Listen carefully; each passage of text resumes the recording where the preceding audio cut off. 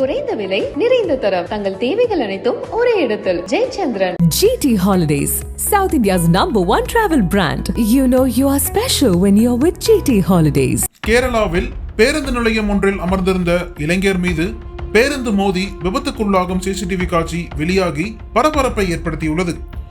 கேரள மாநிலம் இடுக்கி மாவட்டத்தில் உள்ள கட்டப்பனா பேருந்து நிலையத்தில் நேற்று இரவு 7 மணி அளவில் பலரும் வழக்கம் போல நடமாடிக்கொண்டிருந்தனர். சிலர் பேருந்துக்காக அங்கிருந்த நாற்காலிகளில் அமர்ந்திருந்தனர். இளைஞர் ஒருவர் நீண்ட நேரம் காத்திருந்துள்ளார். அப்போது நேரம் கடத்துவதற்காக மொபைல் பார்த்து கொண்டிருந்துள்ளார்.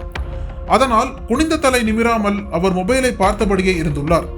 அப்போது திடீரென யாரும் எதிர்பாராத விதமாக தியா என்ற தனியார் பேருந்து அங்கிருந்த பிளாட்ஃபார்ம் கட்டை மீது விருட்டென ஏறியது.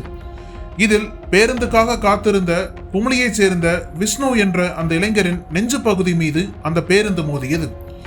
இதில் நிலை தடுமாறிய அந்த இளைஞர் பெரிய பதற்றமின்றி கூச்சல் எழுப்பிக் கொண்டிருந்துள்ளார். அதற்குள் சுதாரித்த பேருந்து இயக்குனர் பேருந்தை பின்னோக்கி நகர்த்தியுள்ளார்.